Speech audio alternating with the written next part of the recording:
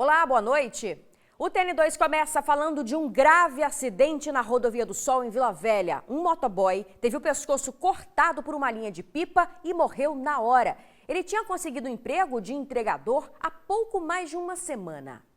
Lucas Daniel Santos Miranda, de 21 anos, é motoboy e estava trabalhando quando foi atingido no pescoço por uma linha de cerol. O acidente aconteceu na Rodovia do Sol, na altura do Morro da Lagoa, em Ponta da Fruta, Vila Velha. Ele estava em horário de trabalho normal, chegou no seu horário que já era pré-determinado e veio trabalhar. E, infelizmente, por uma fatalidade, eu acho que um ato idiota, que é soltar pipa com linha de cerol, e a vida de um menino que tinha sonhos de crescer na vida, um camarada extremamente alegre, todos gostavam dele, responsável, e infelizmente aconteceu o que aconteceu. Era por volta de 2h40 da tarde quando Lucas seguia para Vila Velha e foi atingido por uma linha com cerol. Ele até tentou pedir socorro, chegou a descer da moto, mas não resistiu e acabou morrendo aqui no local. Segundo moradores, é bem comum ver pessoas soltando pipa na região. Evelyn, que é líder comunitária do bairro e também motociclista, fica com medo de um dia ser ela a vítima. Me revolto pelo fato de o Lucas não ter tido tempo de fazer esse tipo de coisa, de ficar soltando pipa de dia, porque ele trabalhava, ele era motoboy na farmácia de dia e era motoboy numa lanchonete à noite. Aí um trabalhador perde a vida por causa de algo que já é proibido, mas que ninguém dá conta, que a polícia não dá conta, que a gente não dá conta, que as pessoas não têm o que fazer, né? E aí tem tempo de assassinar uma pessoa, de assassinar um trabalhador, que são assassinos. Lucas começou a trabalhar como entregador na farmácia há menos de 10 dias. Estava empolgado e feliz com a oportunidade. Super feliz que a carteira estava assinada, que hoje, num momento de pandemia, você sabe que é difícil.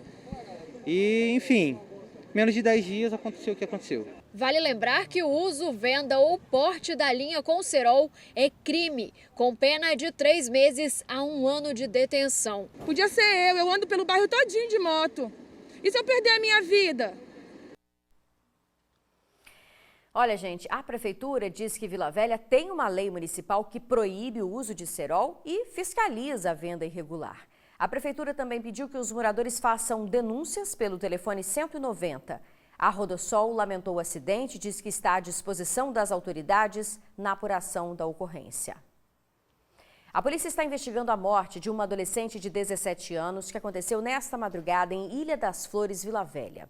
Bianca Moreira Meireles e o namorado de 18 anos seguiam para a casa dele em um carro de aplicativo quando foram atacados. O alvo dos atiradores seria o rapaz. Bianca foi baleada e morreu na hora. O namorado foi atingido por vários disparos, mas sobreviveu. Ele foi socorrido e levado para o Hospital Antônio Bezerra de Faria. O motorista de aplicativo não se feriu. Na hora do ataque, ele perdeu o controle do carro e chegou a bater no muro de uma casa, na casa da adolescente. O caso está sendo investigado. Até o momento, nenhum suspeito foi detido. Um suspeito de estelionato foi detido dentro de um shopping aqui na capital. O homem trabalhava com consórcios e a polícia recebeu a denúncia de que ele estaria aplicando golpes em várias pessoas, em clientes e também em colegas de trabalho. O suspeito foi preso na praça de alimentação de um shopping aqui na capital. Ele estava almoçando com colegas de trabalho quando foi conduzido para a delegacia de Vitória. Essa vítima, que não quer se identificar, era uma dessas pessoas, uma colega de trabalho, que ele aproveitou da proximidade para lesar. A confiança era tanta que o esposo da vítima assinou uma procuração a pedido do suspeito. Mas, aos poucos, ela percebeu coisas erradas. Pelo nome. Aí eu consultei esse nome, não existia, e o OAB eu puxei pela internet, não existia esse OAB. Fui uma vítima de R$500, sim, dinheiro a gente conquista. Mas o documento que eu dei todos para ele, do veículo do meu carro, identidade, CPF, comprovante de residência, e por ser estelionatário, né, ele pode fazer muitas coisas com o meu documento.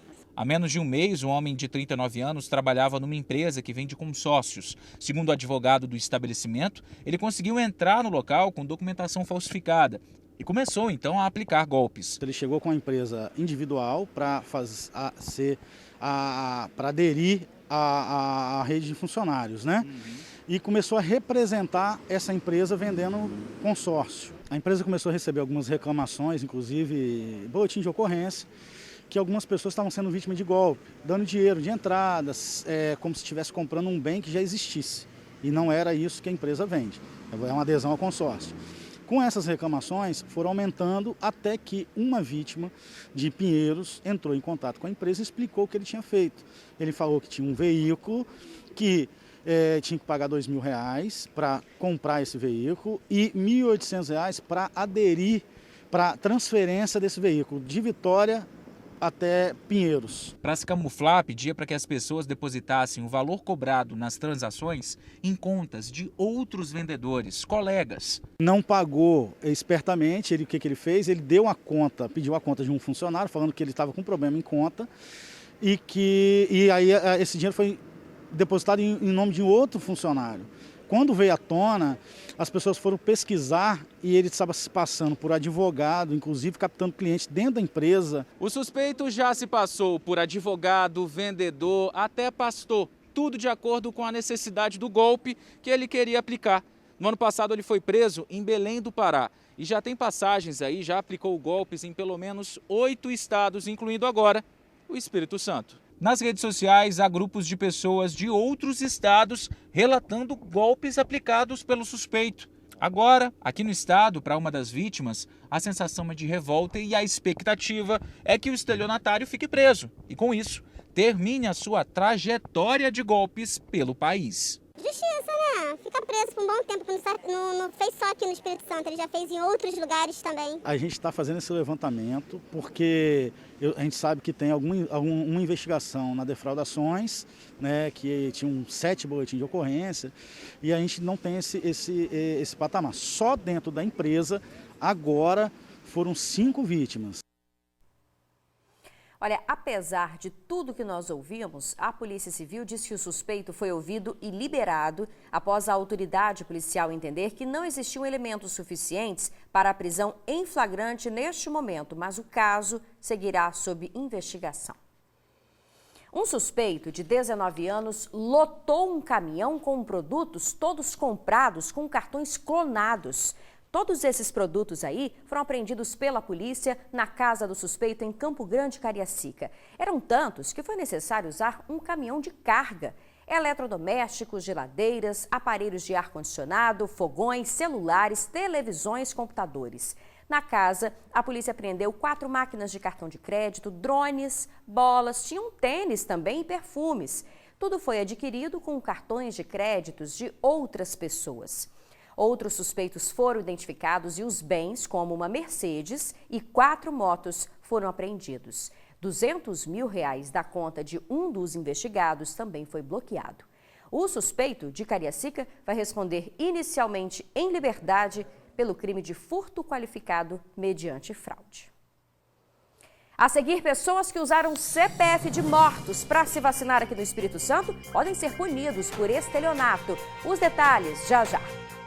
Foi enterrada a família assassinada em São Domingos do Norte, no interior do estado. Os corpos de Eusivânia, de 40 anos, dos 3 filhos dela e do pedreiro Flávio Sandro Olmo, de 42 anos, foram enterrados pela manhã no cemitério municipal. O velório foi na quadra de esportes da cidade para evitar aglomeração. Mãe e filhos foram assassinados na madrugada de ontem a golpes de marreta e faca pelo pedreiro, que se enforcou em seguida. O casal estava em processo de separação e o irmão do suspeito acredita que o crime tenha sido premeditado. Afirmou que o pedreiro nunca havia demonstrado um comportamento agressivo, mas não aceitava a separação e tinha um quadro de depressão. A cidade decretou luto oficial de 3 dias pelas mortes. Mais de 900 capixabas usaram documentos de pessoas que já morreram para conseguir se vacinar contra a Covid aqui no Espírito Santo. O TN ouviu um especialista que explicou que quem recebeu a dose de forma irregular pode responder criminalmente e quem aplicou a vacina também pode ser punido. 934 indivíduos usaram documentos, o número do CPF de pessoas que já morreram para tomar a vacina da Covid. A análise contou com mecanismos de um laboratório de dados que cruzou de forma eletrônica a base de dados dos vacinados com os cadastros de servidores públicos estaduais e também do sistema de óbitos, de mortes aqui do Espírito Santo. Há dados que apontam mais de 400 casos em que o portador de um mesmo número de CPF teria recebido mais de 3 doses de vacina. Também foram identificadas mais de 11.500 ocorrências em que a pessoa vacinada tinha a idade menor do que estava no cartão de vacina. Segundo esse advogado, comprovado que a pessoa sabia e agiu de forma irregular, ela pode responder criminalmente e até ser presa. Crime de estelionato, crime de falsidade ideológica, quer dizer, ela se fazer passar por outra pessoa, né? Falsificação de documento público, né? Porque, na verdade, ela se passa por outra pessoa fazendo uso de documento público, e essas penas podem chegar até 10 anos de reclusão. Funcionários da administração pública, se comprovado também que facilitaram ou fizeram vista grossa para algumas dessas diversas irregularidades, também podem ser processados e punidos. Esse funcionário público comete o mesmo crime, ele concorre para o cometimento daquele crime, então ele vai responder pelo mesmo crime. Segundo o secretário de Controle e Transparência do Estado, os resultados já foram encaminhados à Polícia Civil. A Polícia Civil vai apurar, a Secretaria de Saúde está depurando esse cadastro, né? E a auditoria é para isso, né? As trilhas de investigação é para que as pessoas tenham confiança de que existe um trabalho que é feito para que a cada dia as doses destinadas cheguem para quem precisa, né? E não para quem tem um conchavo ou para quem em algum momento conseguiu furar a fila. É um absurdo isso, né? Olha, gente, essa análise dos dados foi feita em mais de 882 mil doses aplicadas no período de 18 de janeiro a 12 de maio deste ano. Até hoje, o Espírito Santo vacinou mais de 1.225.000 pessoas com a primeira dose e mais de 458 mil pessoas com a segunda dose. Essas informações são do Painel Vacina. Com relação aos dados de coronavírus, de ontem para hoje, foram registradas 25 mortes e mais de 1.600 novos casos, isso somente em 24 horas. No total, são 11.218 óbitos e mais de 552 mil casos de pessoas que tiveram contato com o vírus. A seguir, começa a coleta de material genético de famílias de pessoas desaparecidas no Espírito Santo. É já já. A Polícia Civil começou hoje a coletar material genético de famílias de pessoas desaparecidas aqui no estado. O procedimento pode facilitar a localização, já que os dados serão compartilhados em todo o país. Maria Cristina foi uma das primeiras a fazer a coleta de DNA. O filho dela, Leone Henrique Alves, de 20 anos, está desaparecido há 2 anos e 5 meses. O jovem morava com a família em Santa Bárbara, Cariacica. O último contato foi que eu tirei ele de casa, né? Que ele estava sendo ameaçado e mandei para a Serra, mas aí ele não ficou, voltou para Cariacica. Foi para a casa da avó, saiu da casa da avó para passear no sábado à tardinha e até hoje ninguém sabe de mais nada. Outra família que também tem esperança em encontrar o parente desaparecido é da Leidiana. O pai dela, Antônio Carlos Mendes, de 63 anos, saiu de casa em Mucuri, Cariacica e não voltou. Isso há 5 anos. Ele saiu de casa sem que a gente visse e não tivemos mais notícias. A gente sempre tinha o apoio dos moradores quando ele saía, porque ele tinha problema de esquizofrenia, de estar fazendo ele voltar para casa, mas nesse dia, infelizmente, não ocorreu. Segundo a Polícia Civil, este ano aqui no Espírito Santo foram registrados 184 desaparecimentos. E é importante que o parente vá até a delegacia e faça o boletim de ocorrência. Em seguida, já pode solicitar o exame de DNA. Esta semana, o cadastro e a coleta dos exames serão realizados no auditório da Chefatura da Polícia Civil, que fica no bairro Santa Luísa, em Vitória. Depois, os exames serão feitos no laboratório de DNA, que fica no mesmo local. A família também pode levar objetos que possam conter amostras de DNA do parente desaparecido, como, por exemplo, uma escova de dente. A perita criminal Bianca Merlo esclareceu que com o exame, a identificação da pessoa desaparecida vai ser mais rápida, principalmente quando encontrada em outro estado. O objetivo da campanha é coletar o DNA das famílias que possuem pessoas, parentes desaparecidos, né, e cadastrar no banco de perfis genéticos para fazer a checagem com o DNA de pessoas não identificadas, então vivas ou falecidas. Então, é um projeto bastante abrangente, porque essa checagem é nacional. Então, mesmo que a pessoa tenha desaparecido aqui no Espírito Santo, mas tenha falecido em outro estado, essa checagem vai ser possível. A partir de agora vai ficar como rotina, todos os cadáveres não identificados, o material genético já enviado para o laboratório vai ser processado, que não era feito antes. Então, isso vai alimentar um banco de dados nacional. Um familiar, por exemplo, que mora em outro estado, como Bahia, por exemplo, vai poder se doar lá na Bahia ao material genético, fazer esse cruzamento e encontrar o familiar, independente do estado onde estiver. Exames que aumentam a expectativa e esperança em encontrar o ente querido. A importância é muito grande, entendeu? Sei que muita família vai encontrar os desaparecidos, né? Mesmo que não seja com vida, infelizmente, mas que saiam do escuro, né? Porque a gente vive padecendo. Olha, o agendamento pode ser feito por WhatsApp, anota aí o número, 3225-8260, ou pelo telefone fixo, o número é 31 37 90 65. O TN2 fica por aqui, muito obrigada pela sua companhia, uma boa noite, até amanhã.